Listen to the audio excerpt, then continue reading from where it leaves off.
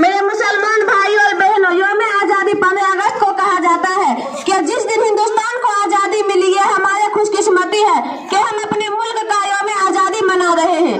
आजादी एक बड़ी नियामत है, उसकी अहमियत का सही अंदाजा उन्हीं को हो सकती है जो कभी गुलाम रह चुके हो या आजादी की जिंदगी खो चुके हो। मेरे मुसलमान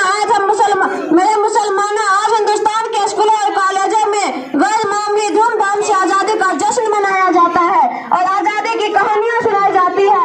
लेकिन ऐसे वक्त में हमें भी एक तरफ अपने अकाबिर की कुर्बानियां याद आती है। वो दुआए मग़फ़िरत के लिए हाथ खुद ब खुद उठ जाते हैं। यह आजादी के तारीख एक ऐसी हकीकत है जिसको कभी फना नहीं किया जा सकता।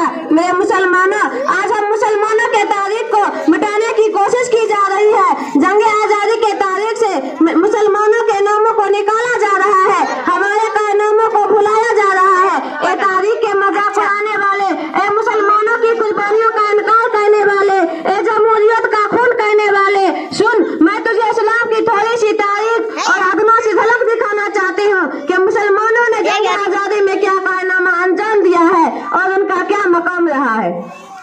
जब हिंदुस्तान के मुकद्दस जमीन पर अंग्रेजों का नापाक साया पड़ा और यहाँ के मालिक बन बैठे, जब बासिंदिका ने हिंद पर तरह तरह के जुल्म सितम के पहाड़ तोड़े जाने लगे, जब हिंदुस्तानियों का गुलाम बनाया जाने लगा, जब हिंदुस्तानियों का खून उनके पसीनों से भी आइजा होने लगा, तो ऐसे नाजुक वक्त में सबसे पहले जिस शख्स ने इल्म बगावत बुलंद किया वो मुहद्दिस कबीर, इमाम जलील, रईसुल औलिया, फखरे चमन, नाफिसे वतन हज़रत अब्दुल अजीज इब्ने हज़रत वलीउल्लाह मुहद्दिस दानवी। यही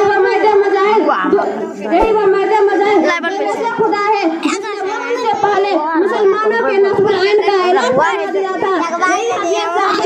की जाती जिसने अंग्रेजों का खिलाफ फतवा दिया था, अंग्रेजों का खिलाफ महाजन कायम किया और इस बात का तहरीर कर लिया था कि गुलामी के जंजीर को टुकड़े टुकड़े करके ही दम लेंगे। यही हमारे काबिल में से सैयद अहमद शहीद मौलाना शहीद ने बालाकोट के मैदान में आजादी के लिए सबसे पहले बताई थी। यही सियाजुद्दौला ने 1757 में बंगाल की धरती पर नजराना पेश किया था। यही हमारे इस्लाम में से हजरत सुल्तान टीपू शहीद ही की जाती जिसने ये कह के गिदर के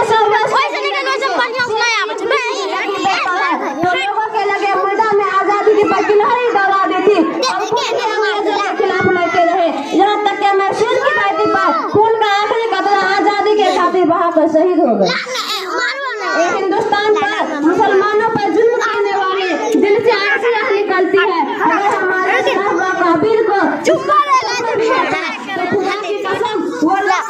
इस मुल्क को अंग्रेजों के गुलाम और हिंदुस्तान को आजाद कराने के लिए इतनी बड़ी कुर्बानियां न देते, उन्हें क्या मालूम था कि हिंदुस्तान की आजादी के लिए सिर्फ 1857 में 51,000 उलमा शहीद हुए हैं। उन्हें क्या मालूम था कि जिस हिंदुस्तान की आजादी के लिए दिल्ली की चौधरी चौक से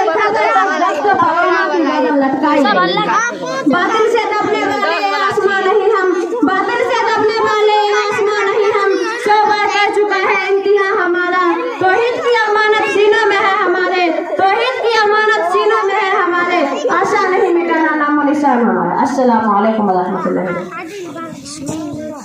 माशाअल्लाह, बहुत ही बेहतरीन अंदाज में जंग आज़ादी के मौजू पर